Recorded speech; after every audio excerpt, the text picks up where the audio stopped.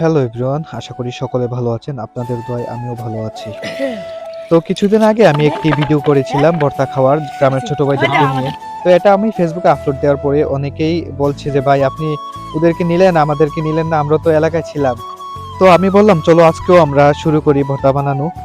তো মূলত তারা সবকিছু রেডি করেই আমাকে বলছিল যে আমি যেন তাদের সাথে থাকি, ভিডিও করি, তাদেরকে সাথে নেই। এই কারণেই মূলত তারা আমাকে বলছিল।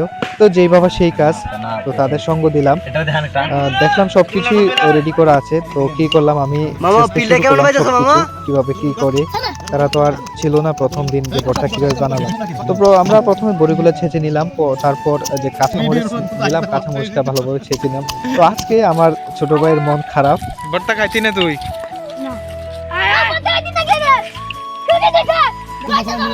তো আমরা মরিচগুলোকে ভালোভাবে ছেঁচে নিলাম।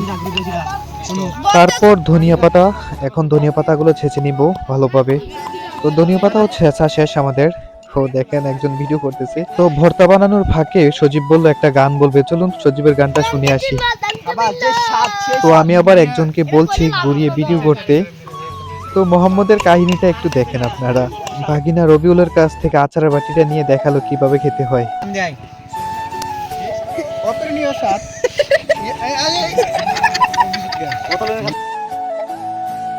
তো আমি ভর্তার জন্য সবকিছু প্রস্তুত করছি। ইব্রাহিম ভাইয়ের কাজটা দেখেন।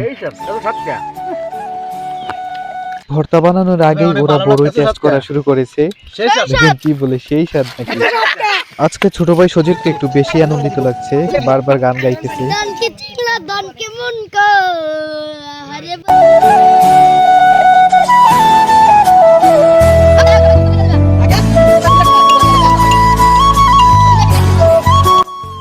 তো ভর্তার জন্য সবকিছু রেডি, এখন এগুলোকে মিক্স করার পালা।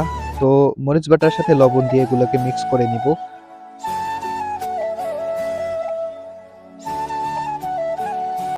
লবণ মরিচের সাথে ভর্তার সব উপাদানগুলো মিক্স করে নিচ্ছি। একটু পরেই দেখবেন কি একটা অবস্থা হয় খাওয়া দাওয়া নিয়ে। তো এর ফাঁকে আমি এগুলাকে ভালোভাবে মিক্স করে নিচ্ছি। তো আমরা আরেকটা উপাদান এখানে অ্যাড করব, সেটা হচ্ছে বড়ি আচার।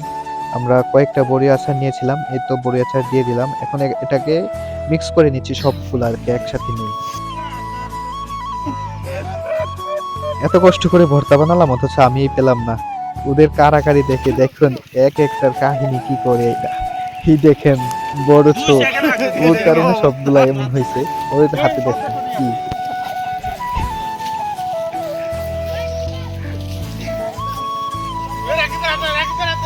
তো এদিকে দেখেন ছোট ভাই অন ফায়ার।